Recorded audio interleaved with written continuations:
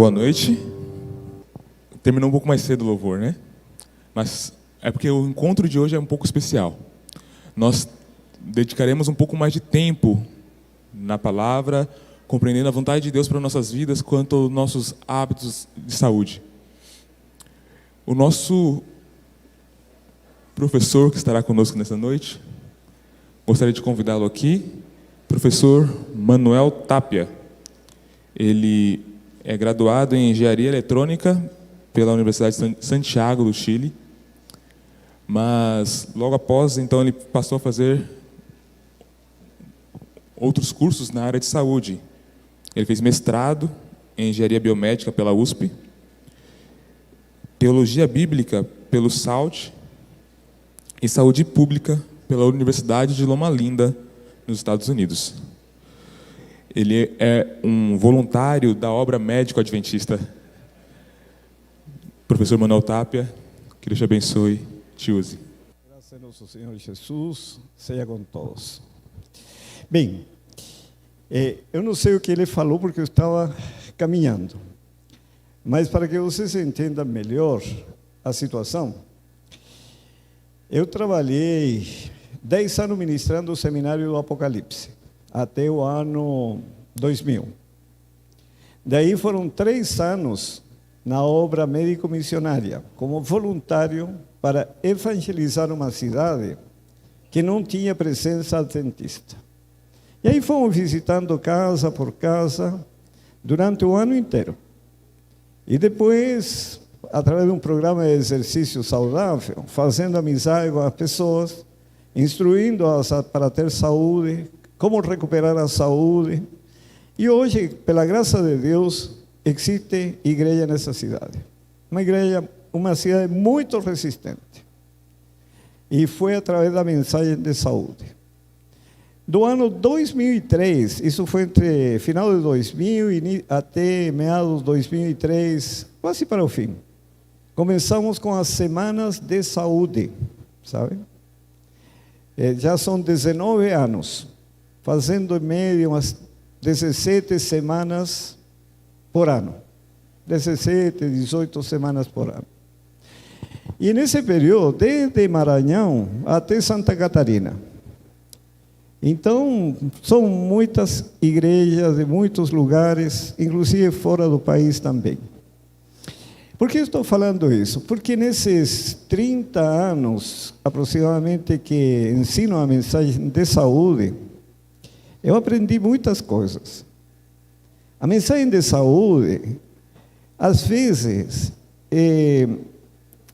passa a ser de interesse para aqueles que estão perdendo a saúde ou que estão com já sérios problemas de saúde. Então, estão predispostos a saber como melhorar sua situação.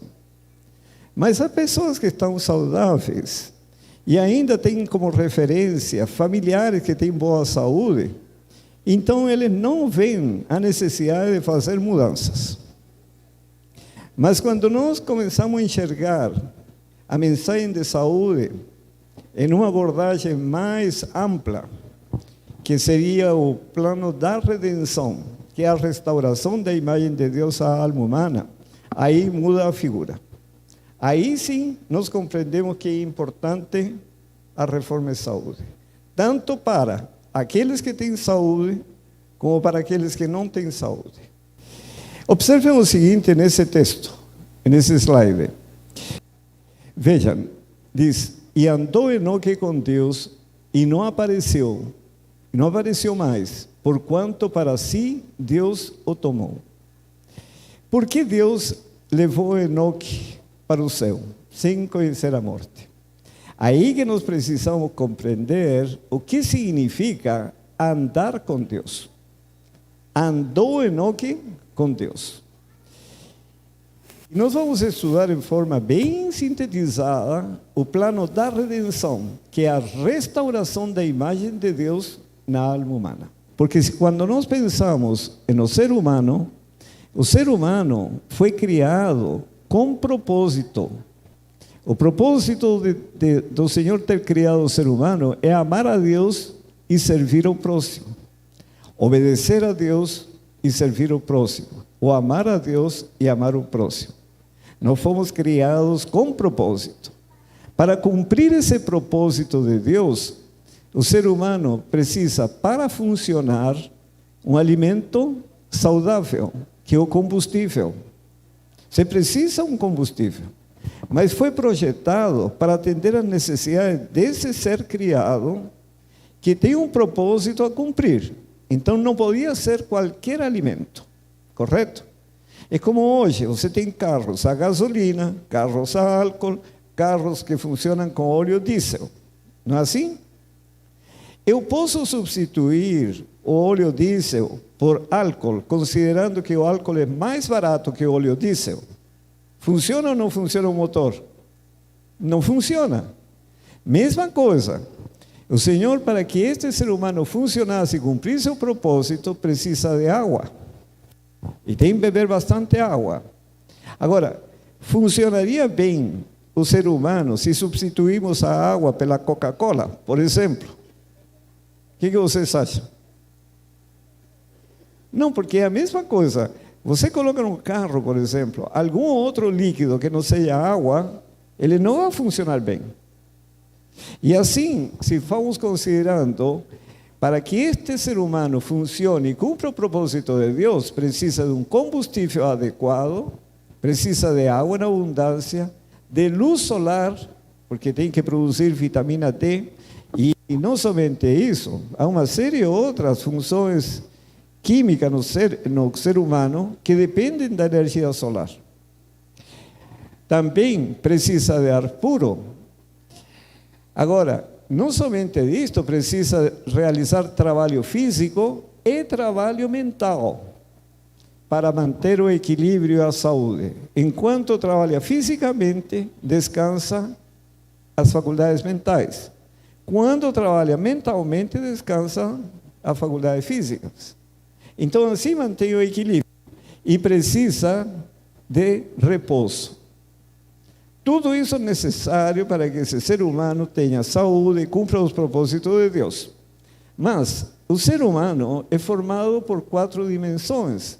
É a dimensão física, que é o corpo, a dimensão mental, são as faculdades mentais, a dimensão espiritual, onde está nossa comunhão com Deus, e também temos a dimensão psicossocial, que são os relacionamentos afetivos. Certo? Para que essas engrenagens funcionem harmonicamente, o Senhor colocou na dimensão mental a palavra de Deus. A palavra de Deus que coloca tudo isso em funcionamento harmônico, de maneira que todas essas peças, todas essas engrenagens trabalhem em prol do conjunto, para que todos sejam beneficiados com todos os elementos dispostos para ter saúde e ter qualidade de vida. E então o ser humano tinha confiança em Deus. Infelizmente, e aí que está o grande problema, o ser humano recebe a palavra de Satanás, perde a confiança em Deus, não realiza mais trabalho físico e mental. Hoje a sociedade moderna se estruturou de maneira que a pessoa realize trabalho físico ou trabalho mental. Quem trabalha em informática é trabalho mental o dia inteiro. Compromete ou não compromete a saúde? Compromete, porque sobrecarrega a mente e a parte física se atrofia, músculos que não se usam se atrofiam. Agora, o outro lado, que trabalha como fisicamente, trabalho braçal o dia inteiro, fortalece o músculo e o cérebro, como fica? Mais dificuldade de raciocinar, mais dificuldade de pensar e assim por diante. Então o plano de Deus era outro, o ser humano teria que realizar trabalho físico e trabalho mental simultaneamente. Mas entrou a palavra de Satanás e agora o ser humano ou realiza um ou realiza o outro, não tem mais descanso.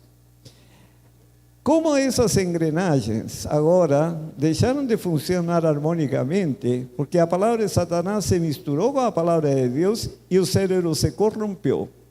Resultado, modificaram o alimento, o ser humano substituiu a água por outros líquidos, não toma luz solar, vive num ambiente coberto, mesmo aqui na Bahia, com todo esse sol. As pessoas vivem em um ambiente coberto e trabalham em um ambiente coberto. E os níveis de vitamina D caíram, aumentou o câncer de mama, câncer de ovário, câncer de próstata e câncer de cólon. Níveis baixos de vitamina D. Você percebe na obra do diabo? Não se toma mais luz solar, não se respira mais ar puro. Por quê? Porque o ser humano se passou a viver em grandes cidades e aí tem a poluição, tem o barulho e sofre tudo isso, e afinal vive menos. Agora, ele vive para amar o mundo e para servir a si próprio. Vive sem propósito. Não mais amar a Deus, não mais amar o próximo. É assim ou não é assim? Agora, qual é o resultado disso? Prolongar a vida ou encurtar a vida? Melhorar a qualidade de vida ou piorar a qualidade de vida? E essa é a situação do ser humano. Então, o que é o plano da redenção? Porque agora o ser humano tem que ser restaurado, tem que colocar todas essas engrenagens e voltarem a funcionar de maneira integrada, todas contribuindo para o bem-estar do conjunto. Como fazer isso? Tem que recolocar a palavra de Deus. Por isso que temos lição da escola sabatina, por isso que temos pregações constantemente, por isso que nós temos hábitos de leitura da Bíblia, leitura dos livros do Espírito e Profecia, porque a palavra de Deus tem que ser recolocada na mente. Só que aqui entra o grande problema, e aí está o ponto-chave. Para você poder receber a palavra, precisa entendê-la, não é assim?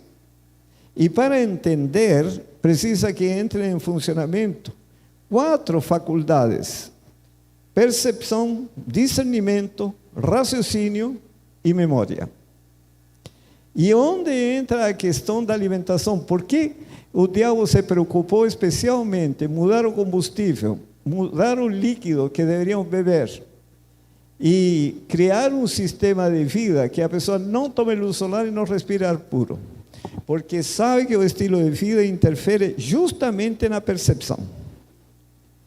E isso é grave. Imagine o seguinte: entrou um passarinho voando, tá? E se estacionou em cima da caixa acústica. Se você percebeu que entrou, você olha e a mente imediatamente começa a discernir que passarinho é esse. Mas para isso, vai comparar com um arquivo de pássaros que você tem gravado no cérebro, na memória. Já todos os pássaros que você conhece estão gravados aqui.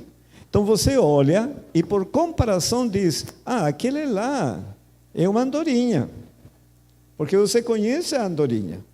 Se não conhecesse a andorinha, você olha e diz: olha, não conheço esse pássaro.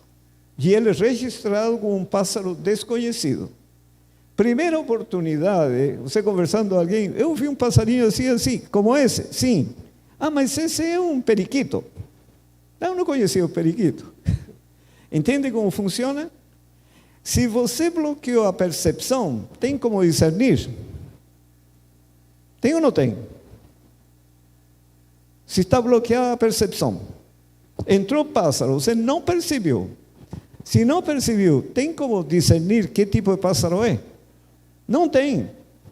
O que acontece quando uma pessoa bebe pinga? Como fica a percepção? Como fica? Melhor ou pior? Se uma pessoa trabalha, caso de enfermeiras, médicos, tal, um plantão e às vezes emenda com um segundo plantão. Trabalha a noite inteira e o dia inteiro e não tem tempo de descansar porque chegou um monte de gente com Covid, por exemplo. Como fica a percepção depois disso? Comprometida. Como fica então o discernimento? Como fica o raciocínio, a memória? Aí que entra a mensagem de saúde. para dar condição ao Espírito Santo de enxertar a palavra de Deus para restaurar o ser humano e voltar à condição inicial, de maneira que todas as engrenagens trabalhem harmonicamente para benefício do todo.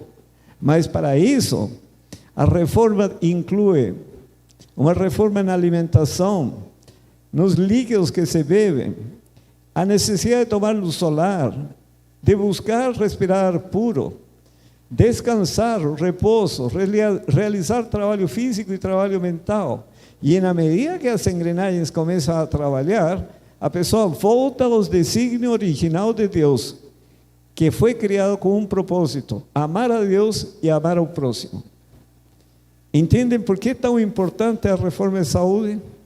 Isso é importante para quem tem saúde e para quem não tem saúde. Porque tanto um como o outro precisa ser restaurado. Eu sempre faço a seguinte pergunta. Eu fui professor 25 anos, sabe? Minha área inicial foi engenharia, na área de eletrônica, telecomunicações. Mas depois, por causa do Evangelho, me direcionei para a saúde. E aí fiz um mestrado em saúde pública, educação para a saúde, e outras áreas mais. E nesse processo todo, eu comecei a ver que nós precisamos entender certas coisas, porque se não entendermos o porquê de tudo que o Senhor nos mostra, nós podemos negligenciar nosso preparo para a vinda do Senhor Jesus Cristo. Em que sentido? Você pode entrar no céu com um pouquinho de inveja, só com um pouquinho. Pode ou não pode? Não pode. Você pode entrar com um pouquinho de egoísmo, ou de ira, ou um pouquinho de ciúmes, ou um pouquinho de cobiça. Não pode. Então o Espírito Santo precisa nos curar aqui. E a cura é por meio da palavra de Deus, como vamos estudar agora. Porque se vocês consideram esta questão, a redenção é o tema central da Bíblia, o tema em redor do qual giram todos os outros no livro. É o plano da redenção. O que significa isso? A restauração da imagem de Deus na alma humana. O ser humano tem que ser restaurado, a imagem de Deus. O que significa isso? Restaurar no homem a imagem de seu autor, levá-lo de novo à perfeição em que fora criado, promover o desenvolvimento do corpo, espírito e alma, para que se pudesse realizar o propósito divino da sua criação. Tal deveria ser a obra da redenção. Então precisa ser restaurado o corpo, o espírito e a alma, isto é, o corpo, a mente e a vida do ser humano. Tem que ser restaurado como um todo, tá? E o ser humano, como já vimos, é formado de 4 dimensões: dimensão física, dimensão mental, dimensão psicossocial, que são relacionamentos afetivos, e a dimensão espiritual. E estas dimensões trabalham de maneira integrada, não são independentes. Afetou uma, afeta o conjunto. Tanto é que neste texto diz, muito íntima a relação que existe entre a mente e o corpo. Quando um é afetado, o outro se ressente. Muitas das doenças sofridas pelos homens são resultado de depressão mental. E observem, desgosto, ansiedade, descontentamento, remorso, culpa, desconfiança, todos tendem a consumir as forças vitais e a convidar à decadência e à morte. Então, se vocês observam aqui, descontentamento, desgosto e desconfiança, estes 3 estão na dimensão psicossocial e tendem a consumir as forças vitais e a convidar à decadência e à morte. Vocês percebem?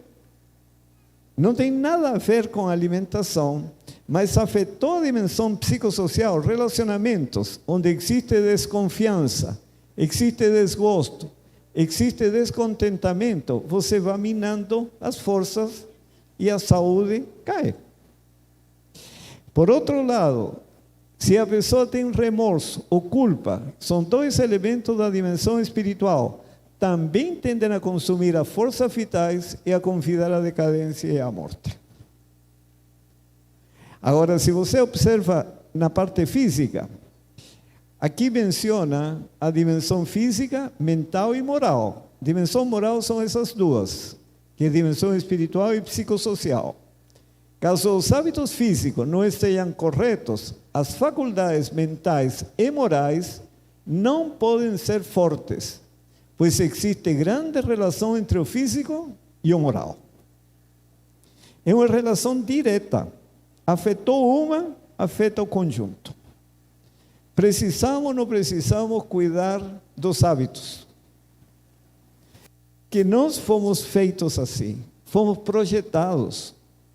Então, nesse projeto, é como um edifício. Tinham plano de fazer essa nave, essa igreja. Para isso, os engenheiros calcularam as estruturas, o alicerce, enfim, tudo para suportar o peso do telhado. E isso tinha que ser feito de acordo com o projeto. Agora, imagine que para abaratar os custos, você diminui a estrutura que sustenta o telhado. E depois coloca o telhado. Suporta? Não suporta. Agora, imaginem que compraram esse prédio já bastante usado, onde tem vazamento de água no telhado, o piso está quebrado, as paredes, o reboco também está arruinado, o sistema hidráulico não funciona, a eletricidade não está funcionando direito, e você diz, vamos restaurar. Tá? Não vamos reformar, vamos restaurar, quer dizer, fazer tudo como era originalmente. Por onde começariam a restaurar? Se nada funciona. Se vocês conversam com um pedreiro, ele vai falar o seguinte: primeiro tem que arrumar o telhado. Segundo, vamos quebrar pisos, paredes para arrumar a instalação elétrica e hidráulica. Certo? Deixar tudo isso em ordem. Aí vamos refazer os rebocos. E depois vamos pintar e por último vamos colocar o piso. Mais ou menos essa é a ordem. Certo?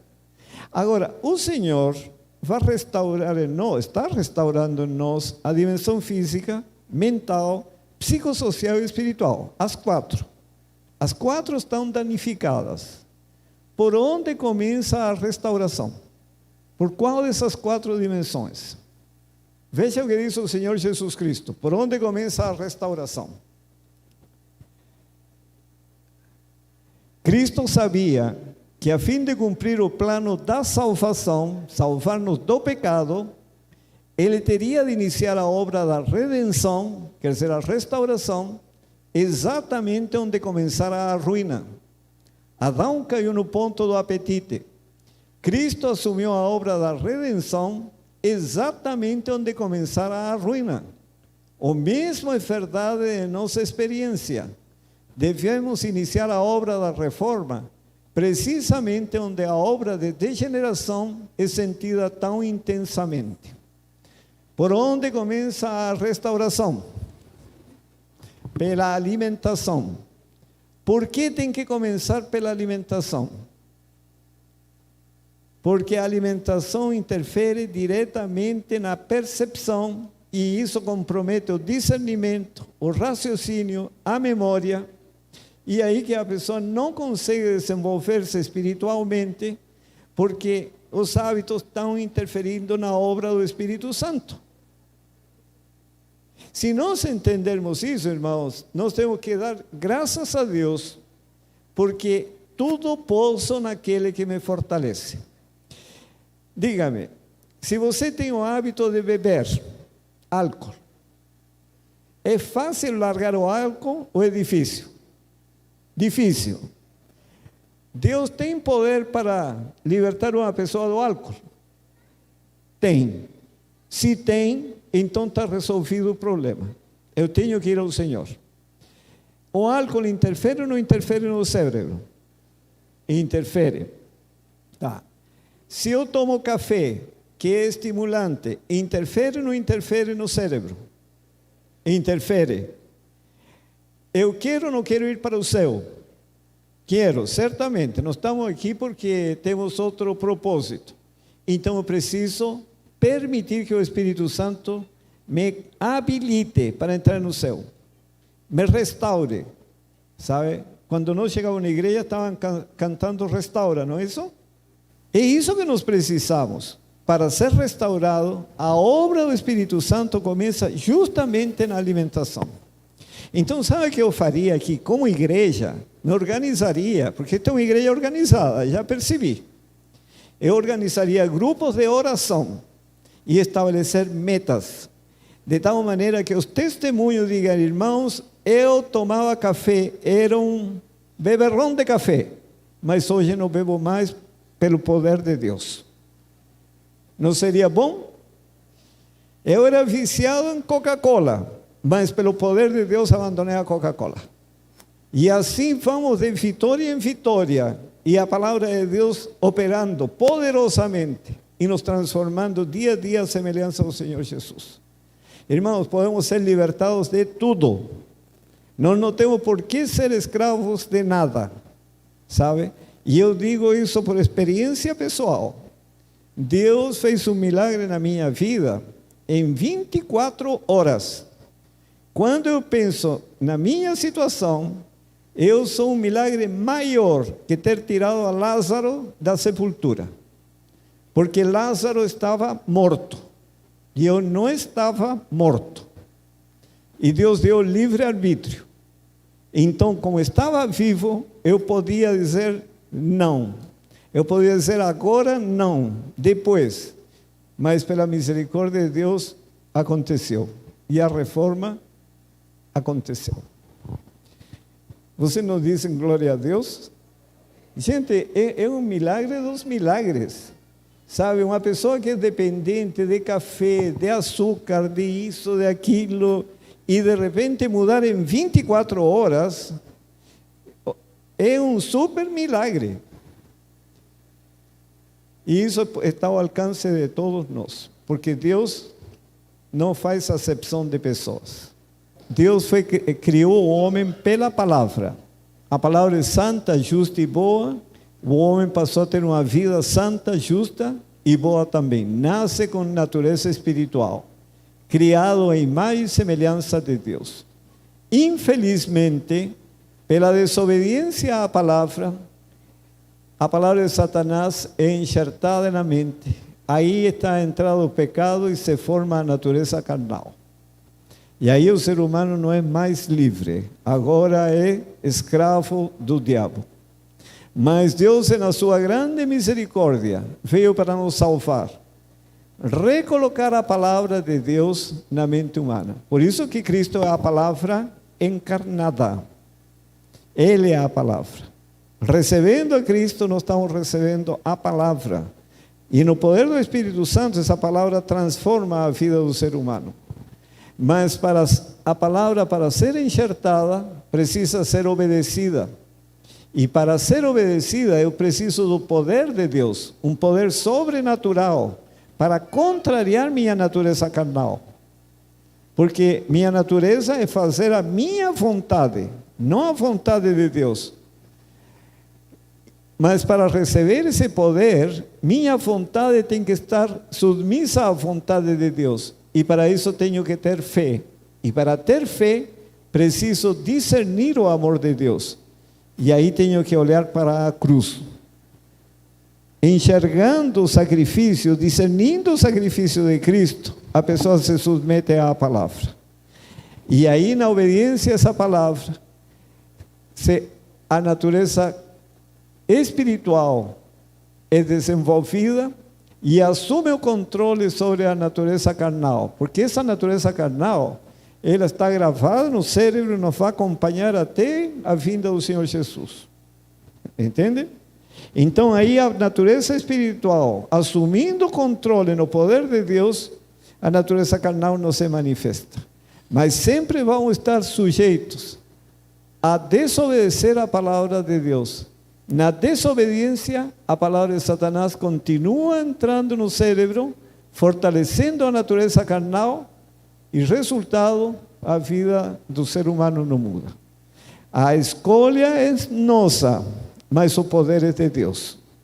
Se eu escolho me submeter a Deus, Satanás não tem parte em nossa vida. Glória a Deus. E afinal deste trabalho ser realizado, que dura a vida inteira, vem um juízo. E o resultado do juízo é vida eterna ou morte eterna. Vida eterna para aqueles que permitiram que Deus os restaurasse. E morte eterna para aqueles que não permitiram se submeter à vontade de Deus. Ficou claro a função da reforma de saúde, estilo de vida, no plano da redenção? Entenderam bem? Precisamos ou não precisamos de buscar o Senhor com mais intensidade? Precisamos, porque para mudar, sinceramente, irmãos, não é uma questão, não faz mal, não como mais. Não, todos os hábitos estão armazenados aqui na mente. Então, a mudança tem que ser a nível de pensamento, e só o Espírito Santo pode realizar essa obra. Então, vamos entender bem este processo, porque temos que ser restaurados à imagem e semelhança de Deus. E a temperança é o fundamento de todas as graças que vêm de Deus. Mas para entendermos essa restauração, preciso saber quem é Deus, como é Deus. Deuteronômio capítulo 7, verso 9, diz que Deus é fiel. Primeira característica de Deus, é fiel. Salmo 111, versículos 1 a 4, benigno e misericordioso é o Senhor. Salmo 119, verso 137, justo és, Senhor, e retos os teus juízos. Salmo 145, verso 17, justo o Senhor em todos os seus caminhos, benigno em todas as suas obras. Isaías capítulo 9, verso 6, príncipe da paz. E se vocês observam aqui, se nós quisermos saber como é Deus, Deus é fiel, é benigno, é misericordioso, é justo, reto, pacífico, é espiritual. Deus é espírito, João 4:24. João 14:6, eu sou a verdade e a vida. 2 Coríntios 1:3, Pai de misericórdia e Deus de toda a consolação. Efésios 2:4, mas Deus sendo rico em misericórdia. E 1 João capítulo 1, verso 5, Deus é luz. E por último, 1 João 4:8, Deus é amor. Então, se voltarmos, vemos que Deus é espiritual, é verdadeiro, é vivificante, é misericordioso, é luminoso e amoroso. O que significa um ser humano restaurado à imagem e semelhança de Deus? Ele é fiel, benigno, misericordioso, justo, benigno, pacífico, espiritual, verdadeiro, vivificante, misericordioso, consolador, luminoso e amoroso. É possível para um ser humano naturalmente ser isso? E observem por quê. Porque assim como Deus é isso, o homem é prostituição, impureza, lascívia, idolatria, feitiçarias, inimizades, porfias, ciúmes, iras, discórdias, dissensões, facções, invejas, bebedices, glutonarias. E o Senhor adverte, e é bem claro e muito honesto, que diz que não herdarão o reino de Deus os que tais coisas praticam. O que significa isso? Que nós precisamos ser restaurados. Não é assim? Isso é possível ou não é possível? É possível, porque o fruto do Espírito é amor, alegria, paz, longanimidade, benignidade, bondade, fidelidade, mansidão e domínio próprio. Isto é um homem restaurado à imagem de Deus. E essa obra é de quem? Do Espírito Santo, porque o fruto do Espírito é esse resultado. E o Senhor diz: contra estas coisas não há lei que condene o ser humano. Por isso que precisamos ser restaurados. Para habitar no céu, nós temos que entrar já restaurados. E essa é a obra que o Espírito Santo está realizando na terra. É maravilhoso. Agora, se você considera a palavra de Jeremias, porventura, pode o etíope mudar a sua pele? O etíope é pretinho, hein? É preto como a camiseta do irmão. Agora, poderia ele mudar a cor da pele? Pode ou não pode? Mas Deus pode ou não pode mudar a cor da pele dele? Pode. Poderia, como diz aqui, o leopardo, as suas manchas? Pode o leopardo tirar as manchas? Não pode, mas Deus pode. Pode. E essa é a questão. E aí continua: então, podereis vós fazer o bem, sendo ensinados a fazer o mal? O ser humano não pode. Mas Deus pode transformá-lo. Por isso que está o fruto do Espírito, que o Senhor nos mostra qual é o resultado se o Espírito Santo tomar posse da nossa mente. E como toma posse da nossa mente? Enxertando a palavra de Deus. Gênesis 5, versículo 22 e 24, nos mostra que Deus pode fazer esse milagre. E andou Enoque com Deus, depois que gerou a Matusalém, 300 anos, andando com Deus, e gerou filhos e filhas. E foram todos os dias de Enoque, 365 anos. E andou Enoque com Deus, e não apareceu mais, por quanto Deus para si o tomou. Por que o Senhor tomou para si Enoque? Porque Enoque andava com ele. E se Enoque andava com ele, aprendeu de Deus a ser semelhante a Deus, assimilou. Quando uma criança anda com os pais, anda com a mãe, uma menina pequenina, acompanha a mãe em tudo, na cozinha, elas aprendem ou não aprendem a cozinhar? Aprende ou não aprende a filhinha? Aprende. Se o menino acompanha o pai é marceneiro, e vai brincando na oficina enquanto o pai trabalha, e vai observando, vão passando os anos, vai ajudando, se torna ou não se torna um bom marceneiro? E assim, andando com Deus, vamos aprender de Deus. E aí vamos aprender a ser bondosos, a ser misericordiosos, a ser compassivos. E essa é uma realidade tão grande que em Gênesis 6:9 nos fala de Noé. Estas são as gerações de Noé. Noé era homem justo e perfeito. Em suas gerações, Noé andava com Deus. Eu achei interessante, porque no aplicativo do livro Espírito e Profecia, tem uma versão bíblica que eu não uso normalmente, que é a Fiel e Corrigida Fiel. E aí coloca que Noé era um homem justo e perfeito em suas gerações. Na Revista Corrigida diz que Noé era um homem justo e íntegro. Aí vocês podem ter uma ideia do que significa o conceito de perfeito na Bíblia. Íntegro. O que é uma pessoa íntegra? É uma pessoa honesta, uma pessoa responsável, uma pessoa prestativa e assim por diante. É uma pessoa íntegra. Tá? E Amós 3:3 nos esclarece: porventura andarão dois juntos se não estiverem de acordo? O que significa então que Noé andava com Deus? Que Enoque andou com Deus? O que significa isto? Que Enoque e Noé andavam de acordo com a palavra de Deus. Entende?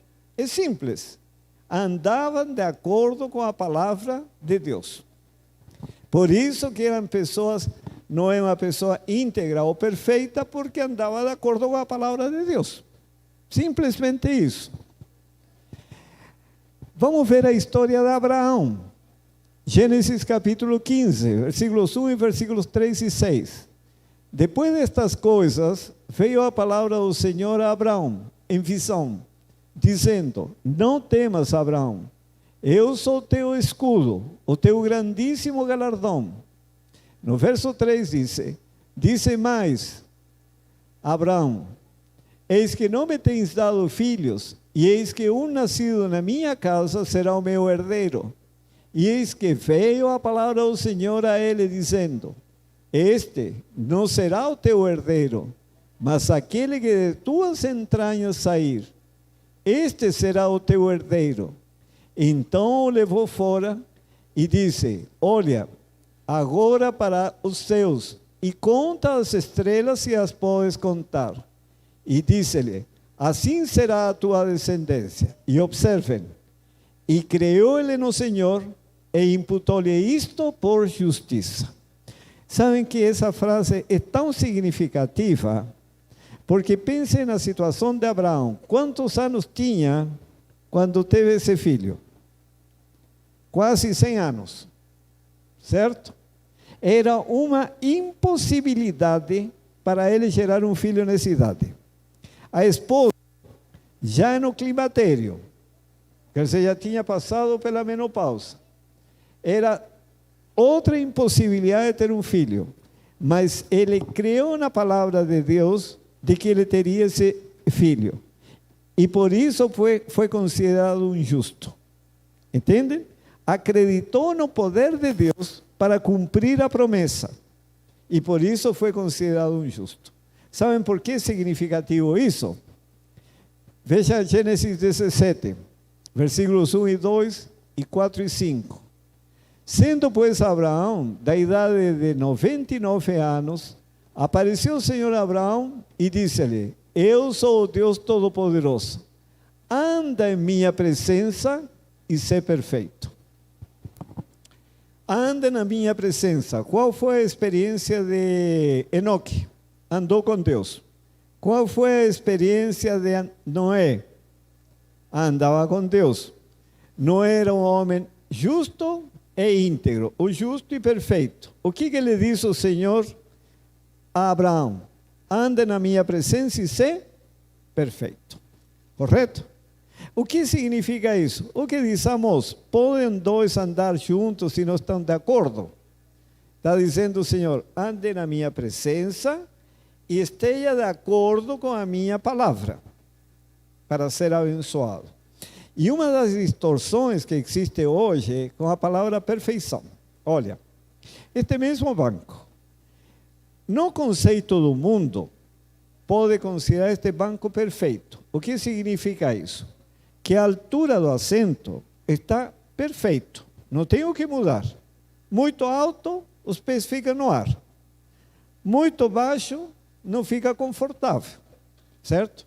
Altura perfeita. O ângulo aqui perfeito para o encosto. Não tem o que mudar, perfeito. Esse não é o conceito bíblico. O conceito bíblico é você viver de acordo com a palavra de Deus. Meu caso pessoal, era católico, comecei a ler a Bíblia e me encontrei com um texto, Levíticos capítulo 11, que o porco era um animal imundo, sabe? E eu falei, então, meu presunto, meu salame, meu bacon, acabou. E cortamos esses 3 alimentos em casa. Nesse momento, eu não sabia de sábado, eu bebia cerveja junto com a pizza, sabe? Enfim, tomava café, mas aos olhos do Senhor era perfeito. Por quê? Porque recebia a luz e imediatamente pratiquei essa luz. Continuei lendo a Bíblia e me encontrei com a questão do álcool. Aí eu falei, então, no ano novo, sempre bebíamos champanhe, sabe, aquelas taças com champanhe e tal. Caiu fora a champanhe, a cerveja, o vinho que eu gostava quando comia churrasco, vinho tinto, e quando comia peixe, vinho branco, e quando comia pizza era cerveja, e acabou. Aí chamei a criança E falei, gente, vamos ter que eliminar. Tinha uma estante aí cheia de garrafas que meu sogro me dava de presente, o outro dava de presente. Tinha uísque, tinha conhaque, tinha não sei o quê, um monte de coisa. Eu não bebia isso, mas tinha. Comecei a abrir as garrafas e as crianças despejavam na privada. Foi uma festa para eles. Foi umas 20, 30 garrafas. Como era aos olhos de Deus nesse momento? Perfeito. Se eu tivesse me recusado a fazer isso, como era aos olhos de Deus nesse momento? Imperfeito. Continuei lendo a Bíblia e me encontrei com que o sábado era o dia do Senhor. Falei com minha esposa, porque eu falei, ela tem que entender, ela foi educada em colégio de freiras. Eu falei, você sabia que o sábado é o dia do Senhor? Não, me disse. O dia do Senhor é o domingo. Mas está escrito na Bíblia, eu falei que é o sábado. Que eu fui lendo, hein? Aí ela foi a buscar a Bíblia para demonstrar-me que era o domingo. E me trouxe o catecismo. Eu falei, mas você sabe a Bíblia, esse é o catecismo. Aí ela ficou assim, vamos estudar, eu falei. Comecei a procurar os textos, todos os textos sobre o sábado. Finalmente entramos em acordo, vamos guardar o sábado, do pôr do sol ao pôr do sol. Como era o olhos do Senhor? Perfeito. Não devolvia dízimo, nunca tinha entrado na igreja adventista, não era batizado, sabe? Não sabia mais nada. O que eu sabia, que a carne de porco era imunda, sabia que o álcool não deveria tomar, sabia agora que tinha que guardar o sábado. Mas era perfeito. Bom, continuei lendo e entrou a questão do dízimo. Aí eu falei, sabia que temos que devolver o dízimo? E me disse, você vai devolver para quem? Católico não guarda um sábado. Evangélico não guarda um sábado. Aí eu me lembrei que minha mãe ia à igreja aos sábados. Eu falei, vamos conversar com minha mãe. Eu falei, mãe, por que você vai à igreja no sábado? Me disse, porque o sábado é o dia do Senhor. Mas como sabe que é o dia do Senhor? Eu já sabia, né? Aí ela, porque está escrito. Leia o que está em Êxodo capítulo 20. Minha mãe é adventista. Agora você dirá, por que ela não falou nada? Porque ela levava as crianças à igreja e como eu era anticrente, então ela imaginava que eu ia proibir de levar as crianças. E por isso que ela não falava nada em casa, apenas me dava de presente todo ano um grande conflito, a meditação do ano, e enfim, eu colocava na prateleira. Bom, aí falei, mas eu entendi pela Bíblia realmente que o dízimo é sagrado e se a igreja que a senhora vai guarda os mandamentos de Deus, então vai levar o dízimo para lá. E foi o dízimo mais de um ano, eu nunca tinha entrado na igreja. Tá? Tanto é que no final do ano, quando se reuniu a comissão para a escolha da liderança, eu constava com o dizimista. E o tesoureiro, desapercibidamente, sugeriu para que eu fosse nomeado diácono. Eu nunca tinha entrado na igreja. Aí o pastor disse, o filho de Dona Laura, mas ele não é adventista. Que eu saiba, falou.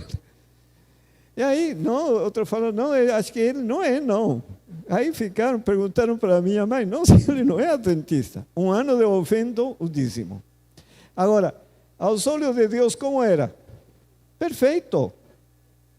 E assim foi, e aí que se complicou minha vida, quando li o texto que diz, aquele que crê e for batizado, será salvo. E aí eu falei, então estou perdido. Porque se era batizado, ia fazer parte de uma igreja, eu não queria nem saber de igreja. Aí eu falei para minha esposa, vamos ter que nos batizar. Aí chamaram minha mãe feliz, chamou o pastor, começou o pastor a conversar comigo, umas 3 horas, fiz tantas perguntas, e ele me disse, por que você não estuda teologia melhor? Onde se estuda isso? No dia seguinte trouxe um monte de papéis. Mais um dia já estava matriculado. Eu não era adventista. Como era aos olhos do Senhor? Perfeito. Esse é o conceito bíblico. Agora, aqui vem uma pergunta. Quando termina esse processo? Não termina nunca, porque a palavra de Deus é pela eternidade. Quando entrarmos no céu, vamos continuar recebendo a palavra de Deus e vamos ir crescendo em luz sobre luz e vamos ser perfeitos sempre aos olhos do Senhor. Entenderam o que significa ser perfeito? Agora, eu parei aqui. E porei a minha aliança entre mim e ti, e te multiplicarei grandissimamente. Verso 4. Quanto a mim, eis a minha aliança contigo. Serás o pai de muitas nações, e não se chamará mais o teu nome Abraão, mas Abraão será o teu nome, porque por pai de muitas nações te tenho posto. Imaginem, gerações e gerações através do filho que teria. E observe o que diz Gênesis agora, 22. E aconteceu depois destas coisas, que provou Deus a Abraão, e disse-lhe, Abraão, e ele disse, eis-me aqui, e disse, toma agora o teu filho, o teu único filho, Isaque, a quem amas, e vai-te à terra de Moriá, e oferece-o ali em holocausto, sobre uma das montanhas que eu te direi. Então se levantou Abraão pela manhã de madrugada, e albardou o seu jumento, e tomou consigo 2 dos seus moços, e Isaque seu filho, e cortou lenha para o holocausto, e levantou-se, e foi ao lugar que Deus lhe dissera. Em Gênesis 26, agora falando com Isaque, aqui explica o que significa ser perfeito. E multiplicarei a tua descendência, está falando com Isaque agora, como as estrelas dos céus, e darei a tua descendência todas estas terras, e por meio delas serão benditas todas as nações da terra. Porquanto Abraão obedeceu a minha voz, e guardou o meu mandamento, os meus preceitos, os meus estatutos e as minhas leis. Assim habitou Isaque em Gerar. Então, qual é a ordem? Ande na minha presença e ser perfeito. Qual foi a vida de Abraão? Foi uma vida de obediência aos mandados do Senhor, aos preceitos, aos estatutos, às suas leis. E por isso que era perfeito. Captaram? Agora, observem. Como Paulo utilizou a experiência de Abraão. Em Romanos 4 diz, que diremos, pois, ter alcançado Abraão, nosso pai, segundo a carne? Porque se Abraão foi justificado pelas obras, tem de que se gloriar, mas não diante de Deus. Pois que diz a Escritura? Creó Abraão em Deus, e isso lhe foi imputado como justiça. E no verso 18, o qual em esperança creou contra a esperança, tanto que ele tornou-se pai de muitas nações, conforme o que lhe fora dito, assim será a tua descendência. E não enfraquecendo na fé, não atentou para o seu corpo, já amortecido, pois era já de quase 100 anos, nem tampouco para o amortecimento do ventre de Sara. O fato de crer no poder de Deus, de lhe dar um filho na velhice, é o que Deus o considerou como se fosse um justo. Por quê? Observe agora. Verso 20. E não duvidou da promessa de Deus por incredulidade, mas foi fortificado na fé, dando glória a Deus, e estando certíssimo de o que ele tinha prometido, também era poderoso para o fazer. Percebem? Assim isso lhe foi também imputado como justiça. Ora, não só por causa dele está escrito que lhe fosse tomado em conta, mas também por nós, a quem será tomado em conta? Os que creemos naquele que dentre os mortos ressuscitou a Jesus nosso Senhor. Observem, o qual por nossos pecados foi entregue e ressuscitou para nossa justificação. E observem aqui, como ele continua em Romanos 5. Tendo sido, pues, justificados pela fé, temos paz com Deus por nosso Senhor Jesus Cristo, pelo qual também temos entrada pela fé a esta graça, na qual estamos firmes e nos gloriamos na esperança da glória de Deus. E o que é a glória de Deus? O caráter de Deus. Paulo diz, nos gloriamos na esperança do caráter de Deus, porque sabia Paulo que Deus tem poder de nos transformar a sua imagem e semelhança. Por isso que foi justificado pela fé.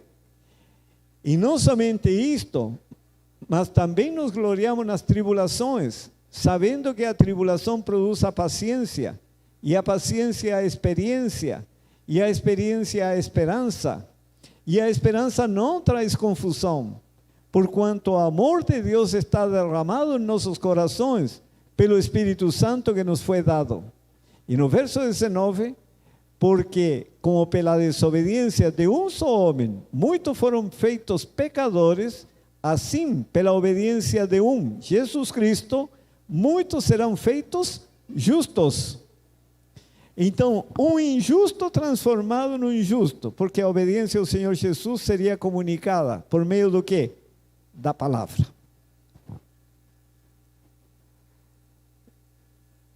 E diz em Hebreus 11, pela fé ofereceu Abraão a Isaque, quando foi provado. Sim, aquele que recebera as promessas, ofereceu seu unigênito, sendo-lhe dito, em Isaque será chamada a tua descendência. Considerou que Deus era poderoso para até dentre os mortos o ressuscitar, e daí também em figura, ele o recobrou. Não tinha dúvida Abraão que aquilo que Deus prometeu podia cumprir. Vocês acreditam que Deus tem poder de nos transformar à imagem e semelhança de Cristo? Se você crê de coração, você estará com Deus pela eternidade. Se você duvida que Deus tem esse poder, é o que aconteceu na Palestina, que o Senhor Jesus Cristo podia curar a todos os paralíticos, a todos os cegos, a todos os leprosos, mas ele não pôde fazer muitos milagres, porque não acreditavam na palavra dele. Vocês percebem o que significa ser crente e não ser crente? Por isso nada nos pode dominar. Tiago, capítulo 2, mas, ó homem vão, queres tu saber que a fé sem as obras é morta? Porventura o nosso pai Abraão não foi justificado pelas obras, quando ofereceu sobre o altar o seu filho Isaque? Bem vês que a fé cooperou com as suas obras, e que pelas obras a fé foi aperfeiçoada. E cumpriu-se a escritura que diz, e creu Abraão em Deus, e foi-lhe isso imputado como justiça, e foi chamado amigo de Deus. A fé de Abraão em crer no poder de Deus fez que ele obedecesse à palavra de Deus. Se nós temos fé no Senhor Jesus Cristo, que Ele pode nos transformar, nós vamos obedecer a toda a palavra de Deus. Se o Senhor diz, por exemplo, está escrito, tomar café é pecado, isso está escrito, Podem ler conselhos sobre o regime alimentar, porque o mesmo Espírito Santo que inspirou a Paulo a escrever, inspirou a Ellen White a escrever. Ou a diferença? Há ou não há diferença? Então, se o Senhor me diz, esse é o caminho, o que devo fazer? Antes de obedecer, o que devo fazer? Me ajoelhar e pedir força a Deus para obedecer. E aí o milagre acontece. Porque Deus dá o poder, a decisão é nossa, mas o poder é de Deus. E vejam, João capítulo 3, só que para isso precisamos nascer de novo. E havia entre os fariseus um homem chamado Nicodemos, príncipe dos judeus. Jesus respondeu e disse-lhe, na verdade te digo, que aquele que não nascer de novo, não pode ver o reino de Deus. Aí Nicodemo argumentou: como um homem velho pode nascer de novo? Jesus respondeu: na verdade te digo, que aquele que não nascer da água e do Espírito não pode entrar no reino de Deus. O que é nascido da carne é carne, é carnal. E o que é nascido do Espírito é espírito, espiritual. Não te maravilhes de te ter dito: necessário você nascer de novo. O vento assopra onde quer e ouves a sua voz, mas não sabes de onde vem nem para onde vai. Assim é todo aquele que é nascido do Espírito. Você vê as folhas se moverem. De onde veio o vento? Não sabe. Assim é conosco. As mudanças acontecem. Mas você não sabe como Deus operou. Mas operou. Você mudou. Efésios 5. Vós maridos, amai vossas mulheres, como também Cristo amou a igreja, e a si mesmo se entregou por ela. Para quê? Para a santificar, purificando-a com a lavagem da água pela palavra. Então nós temos que nascer da água e do Espírito. O que significa isso? Precisamos nascer da palavra e do Espírito Santo. E diz a seguir: para apresentar a si mesmo igreja gloriosa, sem mácula, nem ruga, nem coisa semelhante, mas santa e irrepreensível. É ou não é um milagre de Deus? É um super milagre de Deus. E aí está a vida transformada. 1 João capítulo 5. Porque este é o amor de Deus, que guardemos os seus mandamentos. E os seus mandamentos não são pesados, porque todo que é nascido de Deus vence o mundo. E esta é a vitória que vence o mundo, a nossa fé. Quem é que vence o mundo? Senão aquele que crê que Jesus é o Filho de Deus? E o Espírito que testifica, porque o Espírito é a verdade.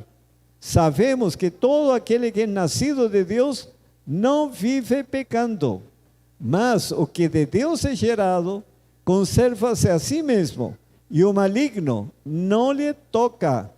Sabemos que somos de Deus e que todo mundo está no maligno. E sabemos que já o Filho de Deus é vindo e nos deu entendimento para conhecermos o que é verdadeiro. E no que é verdadeiro estamos, isto é, em seu Filho Jesus Cristo. Este é o verdadeiro Deus e a vida eterna. Irmãos, o maligno não lhe toca. Não é maravilhoso? Não vive pecando, porque o poder de Deus repousa sobre nós. É uma vida transformada. Por isso em 2 Coríntios 5:17. Assim que, se alguém está em Cristo, nova criatura é. As coisas velhas já passaram, eis que tudo se fez novo. E em 2 Coríntios 3:17, ora, o Senhor é Espírito, e onde está o Espírito do Senhor, aí há liberdade. Que liberdade é essa?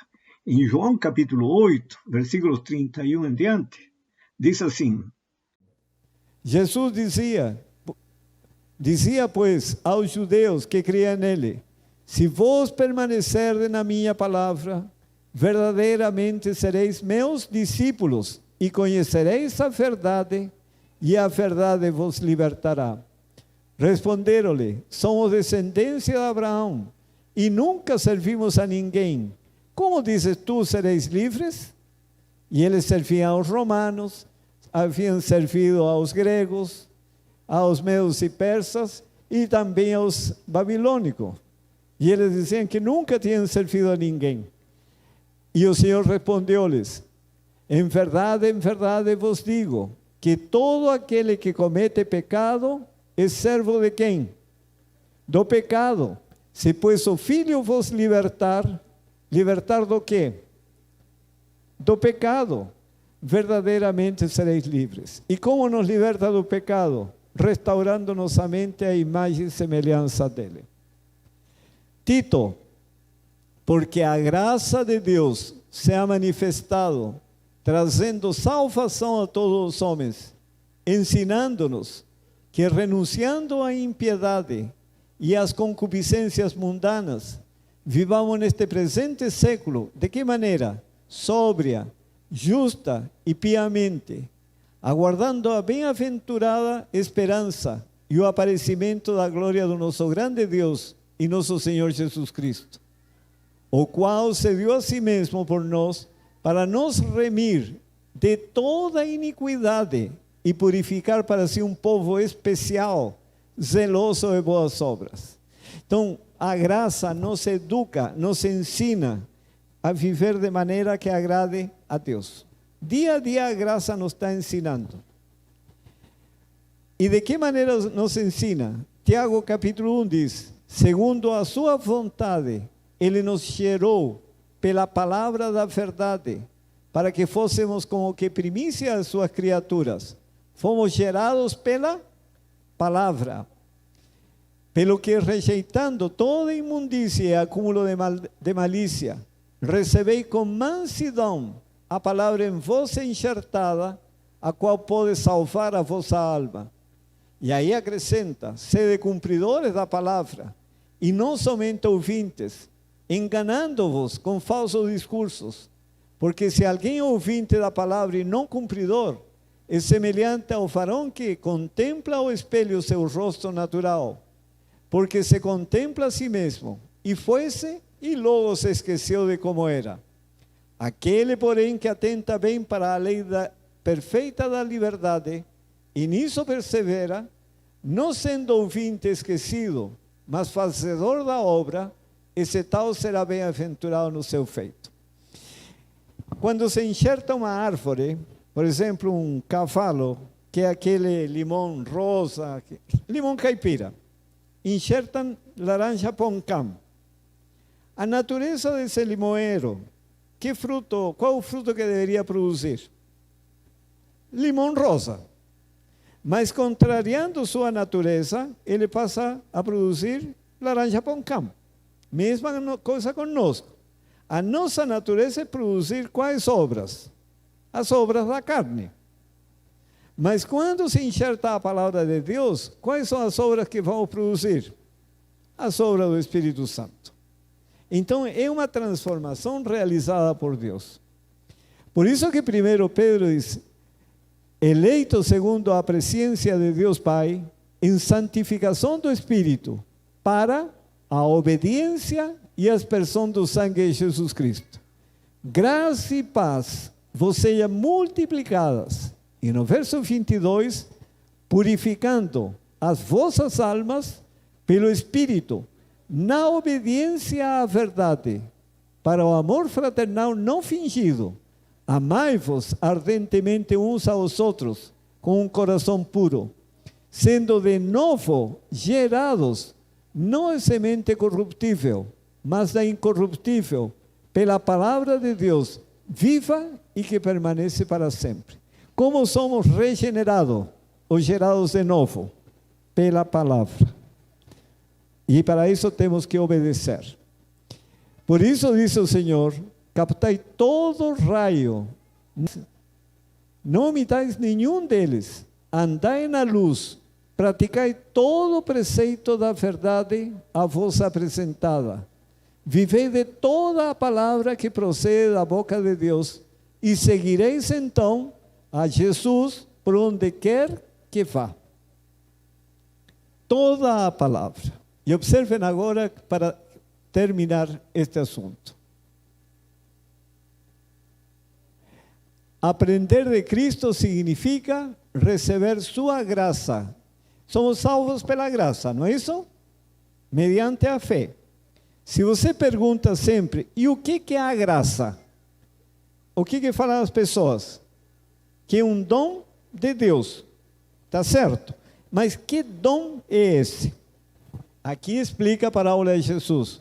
Aprender de Cristo significa receber sua graça, que é seu caráter. E observe agora. A glória de Cristo revela-se na lei, que é uma transcrição de seu caráter. E sua transformadora eficácia é sentida na alma, até que os homens se transformem em sua semelhança, caminhando passo a passo em conformidade com a vontade de Deus, até alcançarem a perfeição.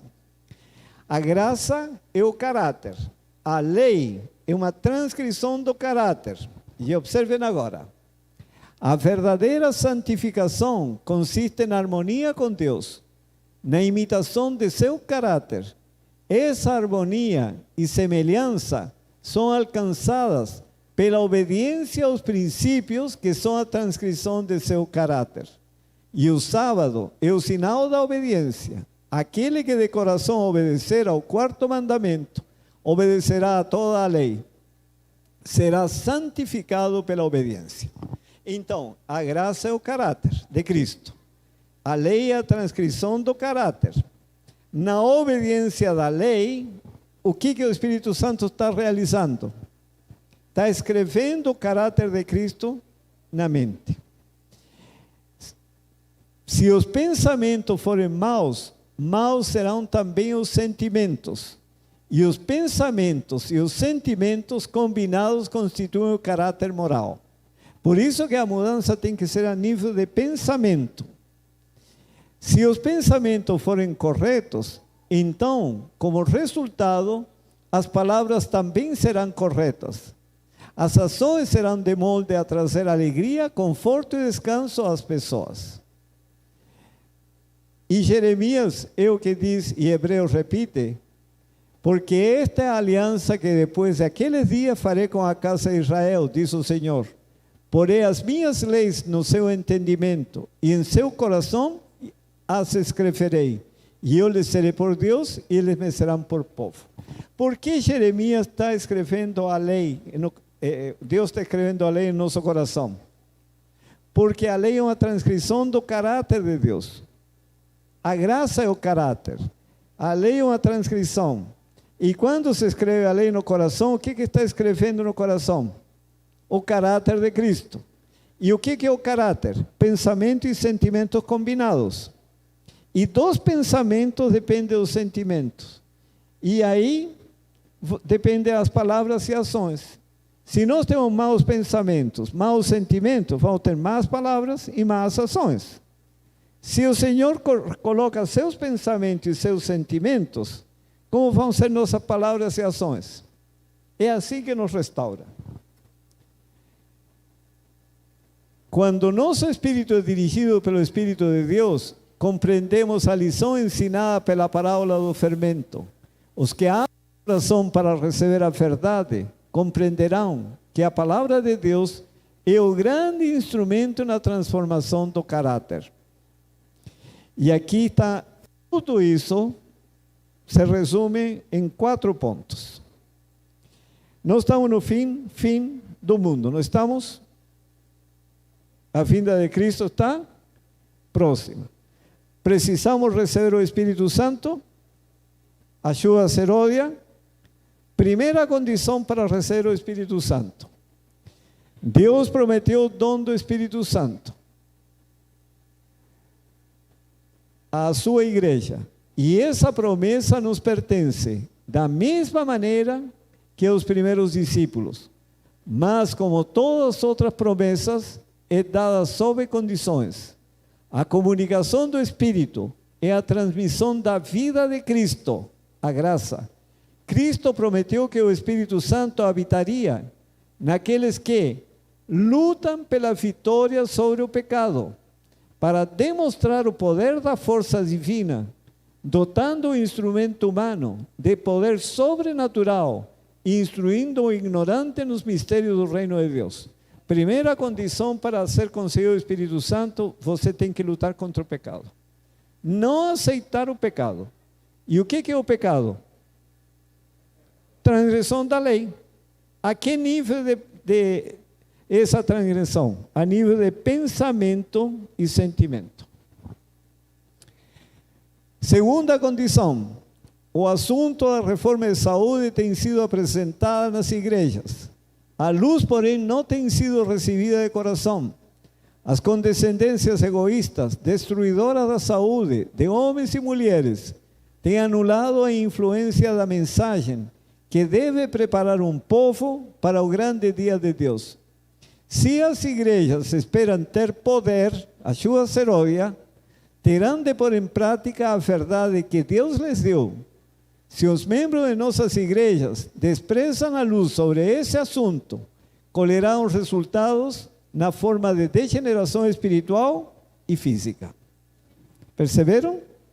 E observe agora, Deus não pode deixar que seu Espírito Santo repouse sobre os que, embora sabendo que devem comer para ter saúde, persistem numa conduta que enfraquecerá o corpo e a mente.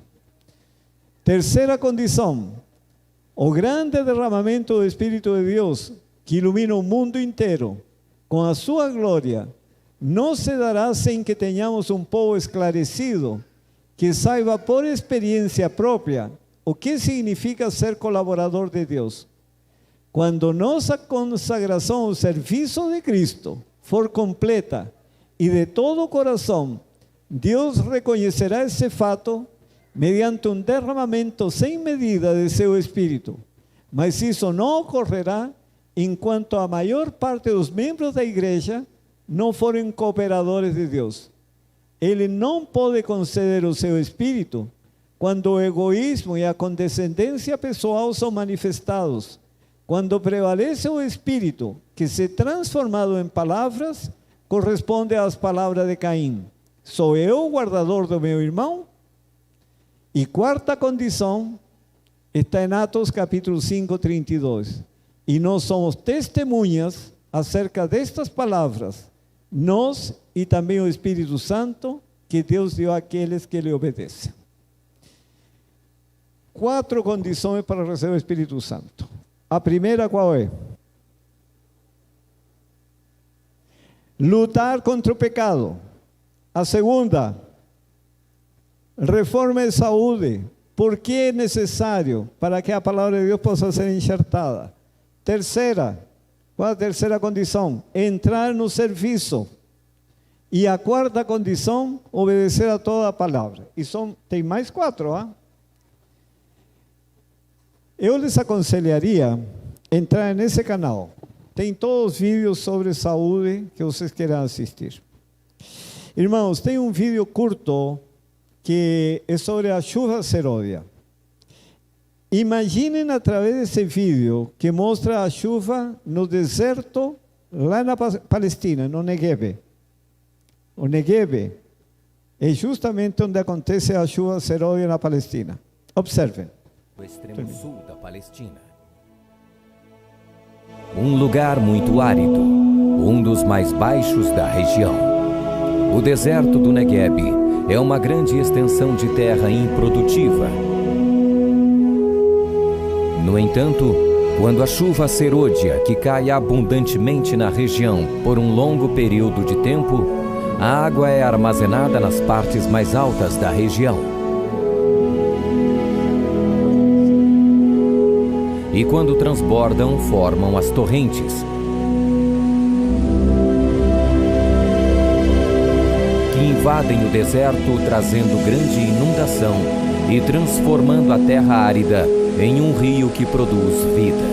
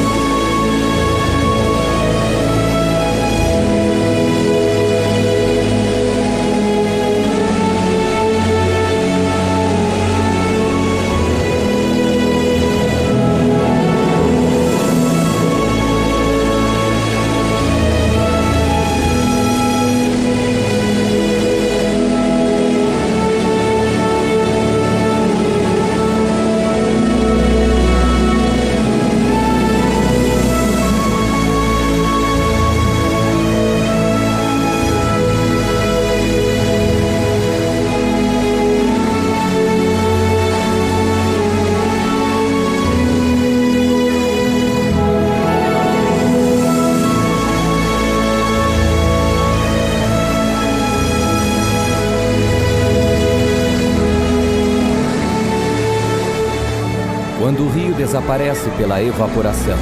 O deserto se transforma em um manancial com as mais belas flores e um verde onde somente no Negueb se pode encontrar.